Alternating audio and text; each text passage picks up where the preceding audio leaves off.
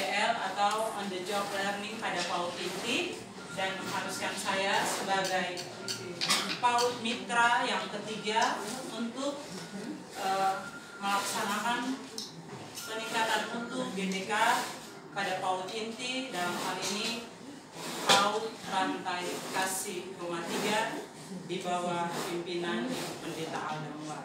Ya.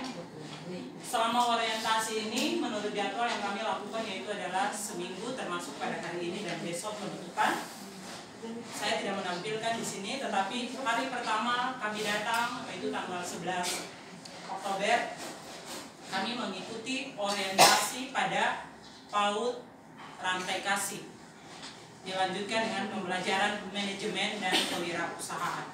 Dimulai dari jam 8 pagi sampai jam 4 sore. Hari Selasanya kami juga mengikuti kegiatan yang sama dengan tema yaitu pembelajaran BDR dan diskusi. Hari ketiga kami mengikuti pembelajaran yang dengan tema supervisi refleksi kolaboratif.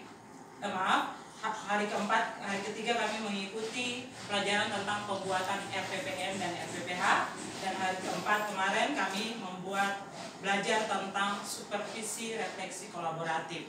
Dan selama mengikuti kegiatan ini tentunya ada banyak manfaat yang saya terima sebagai PAUD mitra, bahwa sebelum saya mengemukakan segala sesuatu yang saya terima sepanjang 1 minggu ini maupun waktu saya berada di Jakarta tanggal 27 dengan kementerian bersama seluruh pendiri PAUD berprestasi seluruh Indonesia, 34 provinsi, ada manfaat yang saya terima dari kegiatan OJL ini, yaitu yang pertama, secara umum saya dapat katakan bahwa saya dapat memperoleh informasi yang baru, dan yang kedua, kegiatan OJL yang saya lakukan pada PAUD inti, khususnya pada PAUD Rantai Kasih, saya mendapatkan berbagai informasi tentang kekurangan dan kelebihan, bahkan bisa sharing dan bertukar pikiran dengan PAUD inti maupun PAUD mitra yang hadir pada kegiatan OJL ini beberapa hari ini. Dan informasi yang pertama yang saya dapatkan dari kegiatan OJL 1 ini, yaitu informasi yang baru yang saya dapatkan, yaitu tentang orientasi sekolah, tentang bagaimana penataan lingkungan kelas. Ini menjadi hal yang penting yang saya dapatkan, karena bagi pribadi saya hal ini juga mempengaruhi keefektifan pembelajaran pada anak-anak usia dini di sekolah yang saya pimpin. Sehingga manfaat yang saya terima lewat informasi yang baru yaitu tentang penataan kelas, yang kedua manajemen keuangan dan administrasi, ketiga program parenting yang memang dilaksanakan itu secara tersusun rapi dan terfokus, tidak ada spasi bahwa parentingnya tidak jalan, tetapi setiap hari sekolah ini membuat program yang memang mengikut sertakan semua orang tua di dalamnya. Informasi yang baru yang saya terima yaitu pembuatan RPPM dan RPPH. Sekalipun sekolah saya pernah menjadi sekolah percontohan, tetapi belajar dari PAUD inti yang saya dapatkan, memang untuk sosialisasi kurikulum K13 maupun standar kompetensi dasar yang lainnya, sekolah kami tidak dilibatkan untuk mengikuti namanya sosialisasi kurikulum K13 ini.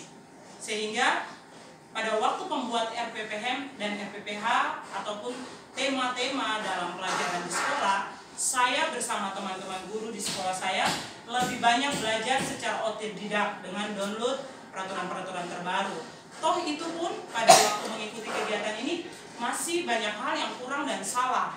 Sehingga pada waktu ikut kegiatan ini saya pun bersyukur bahwa pentingnya informasi yang baru bahwa pembuatan RPPM, RPPH ini berdasarkan standar kompetensi dasar maupun kurikulum dan menerapkan cara pembelajaran abad 21 yang memperhatikan 3C itu memang lengkap, tersusun, terskema dengan baik dan benar. Dan yang terakhir informasi yang saya dapat yaitu tentang evaluasi supervisi reflektif kolaboratif. Nah, ini yang tidak pernah dijalankan di sekolah saya. Padahal saya punya mitra dengan beberapa instansi yang memang khusus mengajar di sekolah kami, tetapi supervisi dan evaluasi ini tidak pernah dijalankan. Namun waktu mengikuti kegiatan ini, dan terjadi evaluasi supervisi di PAUD inti pada waktu OJL ini berlangsung, saya baru menyadari bahwa ini sangat penting bagi kondisi keadaan sekolah saya maupun tenaga kependidikan pada waktu mengajar. Dan hal yang terakhir mungkin pembelajaran BDR. Nah, di sini kami di Kota Tual pada waktu lockdown bulan Maret, kami masih melakukan kegiatan studi tour. Kebetulan waktu itu tema kebutuhan saya pindahkan di bulan Maret. Saya karena sesuai dengan kebutuhan sekolah dan program, saya tidak terpaku dengan tema-tema yang diberikan dari pusat. Saya mengatur sesuai dengan kebutuhan sekolah. Nah, di situ kami sementara melakukan kelas cooking pada salah satu supermarket terbesar. Jadi kegiatan lockdown mungkin di daerah lain sudah berjalan, tapi khusus di Kota Tua kami masih melakukan aktivitas belajar mengajar. Sehingga BDR ini secara daring tidak kami lakukan di sekolah kami, tapi secara luring, yaitu dengan mengunjungi orang tua, memberikan pembelajaran di rumah-rumah, tetapi hasil belajar dikirim lewat video maupun difoto ke WA group. Dan informasi yang berikutnya yaitu manfaat dari kegiatan OJL ini, baik kami sebagai mitra maupun PAUD inti ini, kami saling bertukar informasi tentang kekurangan kelebihan kami. Nah, berikutnya saya akan memaparkan kenapa kegiatan ini penting, karena di sana pun saya baru tahu, oh ini yang saya hadapi di sekolah asal saya. Oh ini yang terbaik dari PAUD inti yang perlu saya terapkan. Oh ini peraturan yang baru. Oh ini standar yang baru. Oh ini kemajuan yang baru sekolah-sekolah di khususnya ibu kota provinsi dengan kami yang di kabupaten kota atau yang jauh dari ibu kota provinsi. Berikutnya, dari semua yang saya terima, informasi yang saya dapatkan, tentu ada banyak kendala yang saya hadapi di sekolah saya sebagai evaluasi pribadi. Yang pertama, sekolah kami memiliki ruang sekolah pribadi. Karena saya katakan di awal bahwa sekolah ini adalah milik orang tua saya. Kebetulan orang tua saya pendeta. Dia punya sebidang tanah yang diberikan untuk membangun gereja. Ada sisa lahan yang bisa dibuat untuk membangun sekolah. Tetapi lewat orientasi yang saya terima, yang saya pelajari dari PAUD inti, keterbatasan ruang kelas sekalipun itu milik pribadi dan tidak dibayar, tetapi mempengaruhi efektivitas dari belajar peserta didik di sekolah kami.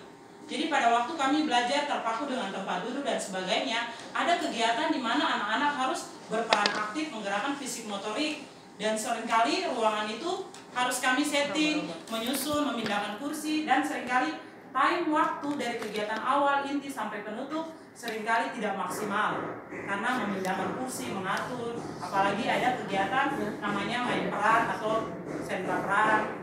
Itu yang menjadi kendala di sekolah kami. Memang kami punya pergumulan untuk membangun gedung sekolah yang baru, tetapi itu dalam proses pergumulan dan perencanaan. Yang pasti kegiatan OJL ini menjadi satu kendala bagi saya, yaitu ruang kelas yang sempit mempengaruhi efektivitas belajar. Dan ini menjadi evaluasi buat saya untuk seperti yang ada pada PAUD inti, PAUD transmigrasi, untuk memindahkan barang-barang APE dalam yang tidak perlu ditampilkan pada ruangan kelas, sehingga ruangannya agak luas, tertata dengan baik. Mungkin dipindahkan ke kantor sehingga waktu dibutuhkan untuk kegiatan baru bisa dimasukkan ulang ke dalam kelas sehingga tidak padat. Kendala yang kedua yang saya hadapi yaitu ketidaklengkapan administrasi di sekolah kami. Nah, ini yang saya pelajari dari PAUD inti, bahwa kami memang punya buku administrasi yang tertata dengan baik, buku tamu, perkembangan kesehatan, dan lain-lain. Tetapi pada suatu waktu kami mau melakukan akreditasi, banyak data-data atau foto-foto video yang tidak bisa kami tampilkan, sehingga seringkali guru kelas saya punya guru kelas ada 3 orang yang membantu di sekolah, mereka sering memposting lewat FB. Dan yang saya pelajari bahwa kelengkapan administrasi pun juga harus tertata dengan baik, salah satu yaitu membuat akun dari sekolah, bahkan membuat YouTube sekolah punya, sehingga pada sewaktu-waktu data-datanya itu tidak hilang, memang gampang diambil, gampang dicari, seperti itu. Dan ini yang menjadi ketidaklengkapan administrasi, bukan cuma soal arsip-arsip dan sebagainya, tetapi juga soal kelengkapan dokumen, foto-foto kegiatan maupun video. Hal ketiga yang menjadi kendala dalam sekolah saya yaitu keterbatasan kemampuan dalam menggunakan teknologi. Saya mau jujur bahwa dari 4 guru termasuk saya di sekolah, hanya 2 guru yang bisa mengoperasikan komputer. Tapi yang menjadi kendala saya saat ini bahwa saya tidak bisa bermitra atau bekerja sama dengan baik karena guru yang mampu dia sementara cuti karena sakit. Dan memang butuh perawatan yang memang sampai saat ini belum bisa untuk kembali di sekolah. Dan ini menjadi kendala bagi saya pengelola untuk bisa mengelola segala sesuatu dengan baik. Saya bersyukur selama proses lockdown tidak sama dengan daerah lain. Kami tidak melakukan daring ataupun video Zoom dengan orang tua murid karena proses Maret kami masih sekolah, April lockdown tetap umum di Kota Tua dan Kabupaten. Mei-nya pada waktu itu kami sudah boleh bersekolah dan itu proses untuk mengakhiri semester 2 yaitu persiapan wisuda. Jadi kami tidak terlalu banyak melakukan aktivitas sekolah, hanya 1 bulan terakhir. Dan waktu masuk bulan Agustus, secara umum pemerintah kota dan kabupaten mengeluarkan surat resmi bahwa sekolah bisa diaktifkan kembali dengan tatap muka seperti sedia kala, tetapi memperhatikan standar protokol kesehatan dengan baik. Jadi saya bersyukur bahwa sekalipun tidak melakukan pelajaran BDR secara luring selama 1 bulan yang lalu, tapi semuanya sudah normal saat ini. Cuma dari kegiatan OJL saya pun mendapat sesuatu yang baru bahwa saya harus mempelajari teknologi sehingga pada waktu sewaktu-waktu saya tidak mengharapkan bahwa ada sesuatu yang terjadi di daerah kita, kota kita yang bisa membuat anak-anak tidak bersekolah. Tetapi itu menjadi informasi penting sehingga pada waktu ada kejadian yang tidak terduga seperti gempa dan sebagainya, kami sudah siap untuk melakukan proses belajar mengajar BDR khususnya secara daring. Itu yang saya dapatkan. Kemudian kendala yang ketiga yaitu belum terpenuhi standar kurikulum yang baik dalam proses pembelajaran. Nah, ini yang saya katakan tadi bahwa kami melakukan aktivitas belajar mengajar dan sebagainya dengan standar kurikulum, membuat RPPM, RPPH, tetapi yang tadi kendalanya kami tidak pernah melakukan evaluasi supervisi relatif kolaboratif tadi. Padahal sama seperti PAUD Inti, dia punya jalinan jasa kasihnya, salah satu juga orang tua dari Ibu Pendeta Alda, orang yang berkecimpung di dunia pendidikan, menjadi orang yang bisa mengevaluasi, mensupervisi guru-guru yang mengajar di sekolah. Dan saya pun punya orang tua yang sama, berkecimpung di dunia pendidikan, di dinas SKB, tetapi saya tidak pernah melibatkan beliau untuk mengevaluasi, mensupervisi keadaan sekolah saya maupun guru-guru yang mengajar. Sehingga inilah yang menjadi kendala bagi saya pribadi untuk pulang, saya kembali bermitra dengan orang tua atau orang-orang yang saya rasa memahami tentang pendidikan anak usia dini, tentunya dengan pendekatan secara pribadi baik kepada ketua BIMPAU di kota ataupun orang-orang yang memang terkait bidang ini untuk bisa menjadi jasa kasih orang yang bisa mengevaluasi, mensupervisi guru-guru yang mengajar. Kemudian yang terakhir kendala yang saya hadapi yaitu kurangnya keterampilan pembelajaran pengelola maupun keterampilan memberikan supervisi kepada guru. Itu yang saya alami. Hanya saya mengevaluasi setiap minggu, RPPM sudah dibuat, RPPH, minggu yang baru untuk subtema yang baru. Seringkali saya hanya bertanya kepada guru-guru, Mem, apa yang kemarin gagal? Yang kemarin ada yang belum terlaksana, indikator apa yang belum terselesaikan, atau materi apa yang belum terselesaikan di materi yang pertama. Misalnya kita tema kebutuhan, yang makanan sudah, subtema minggu kedua misalnya minuman, lalu yang ketiga misalnya pakaian, seperti itu. Jadi waktu mau buat subtema yang kedua minggu yang baru, seringkali saya tidak mengevaluasi secara mendetail. Nah, disitulah yang menjadi kekurangan saya sebagai keterampilan sebagai seorang pengelola dalam mengevaluasi, mensupervisi guru-guru saya. Salah satunya dengan teknik penilaian yang mungkin bisa saya berikan bagi guru-guru saya seperti itu. Inilah yang menjadi kendala-kendala yang saya hadapi di sekolah asal saya, Sekolah Masa Depan Cerah, setelah saya mengikuti OJL selama beberapa hari ini maupun kegiatan di Tangerang tanggal 27 lalu. Dan solusi untuk masalah yang saya hadapi dapat saya simpulkan bahwa sekalipun banyak kendala yang saya hadapi, tetapi lewat informasi yang telah saya terima pada waktu kegiatan GTK PAUD di Jakarta maupun kegiatan mitra pada PAUD Inti di Kota Ambon beberapa hari ini, hal pertama yang menjadi inisiatif saya bahwa saya harus tetap bekerja sama dengan PAUD Intri, PAUD Mitra maupun dinas yang terkait, sehingga saya tidak ketinggalan informasi apapun, sehingga apa yang menjadi kekurangan yang ada dalam lembaga saya bisa dilengkapi oleh sekolah lain atau PAUD Inti yang sudah berpengalaman ataupun dinas-dinas terkait yang lainnya. Hal kedua yang menjadi solusi bagi masalah kendala yang saya hadapi yaitu mengevaluasi kembali program sekolah dengan melibatkan guru dengan orang tua. Tadi saya katakan bahwa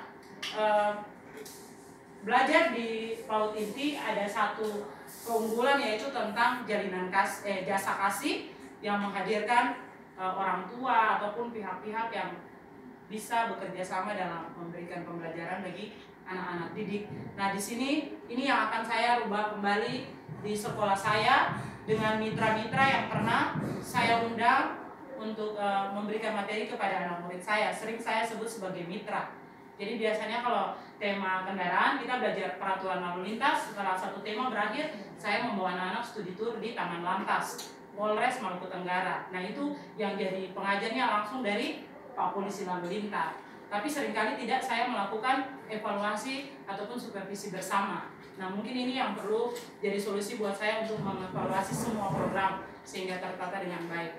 Yang kedua, membuat program jangka pendek dan jangka panjang sesuai dengan kebutuhan sekolah. Ini yang mungkin saya abaikan sehingga banyak hal yang tidak terskema, tidak tersusun dengan rapi atau yang saya abaikan dengan kondisi-kondisi yang terjadi saat ini yang tidak terduga, sehingga ini yang menjadi satu acuan bagi saya bahwa perlu melakukan program jangka pendek dan jangka panjang sehingga pada waktu mau menjalankan sekolah atau proses pengelolaan sekolah maupun peserta didik, saya benar-benar memiliki acuan yang jelas, ada tujuan, bukan cuma datang mengajar pulang dan sebagainya, tapi terprogram dengan baik. Itu yang saya belajar dari PAUD Inti. Ya. Dan dari seluruh keseluruhan yang saya sampaikan, praktik baik yang dari saya dapatkan dari yaitu sekolah, yaitu tentang ruang belajar yang efisien. Di sini yang ingin saya terapkan di sekolah saya, tidak menaruh banyak barang AP dalam, khususnya di dalam ruangan kelas, sehingga memudahkan anak untuk beraktivitas secara leluasa. Ini yang saya pelajari dari ini. Kemudian yang kedua, supervisi reflektif kolaboratif. Ini yang saya dapatkan tentang OJL 1 ini pada PAUD Inti dengan melibatkan JK atau jalinan kasih yang disebut oleh jasa kasih yang disebut PAUD Inti yang mungkin di sekolah saya sebutnya sebagai mitra kerja PAUD, yaitu orang-orang yang khusus pada waktu kegiatan studi tour di luar sekolah, tema-tema pelajaran yang saya lakukan 12 tema, memang ada pengajar khusus yang mengajar murid setiap 1 bulan sekali mengakhiri tema. Ini mungkin yang harus saya siapkan, memilih orang-orang, mendekati orang-orang tertentu yang bisa saya ambil untuk orang yang mengevaluasi. Salah satunya juga PAUD Inti yang sekarang sudah bermitra, sudah menjadi PAUD Inti bagi kami, PAUD Mitra baik 1, 2, dan 3. Kemudian tentang kurikulum, ini yang saya dapatkan tentang praktik kurikulum, lembar kerja yang saya bagikan ke anak-anak hanya berupa kopian yang tersusun per semester, tapi atas kerjasama kegiatan OJL 1 minggu ini, saya mulai mau mengadakan kerjasama dengan PAUD Inti maupun Erlangga untuk anak-anak memiliki buku paket pegang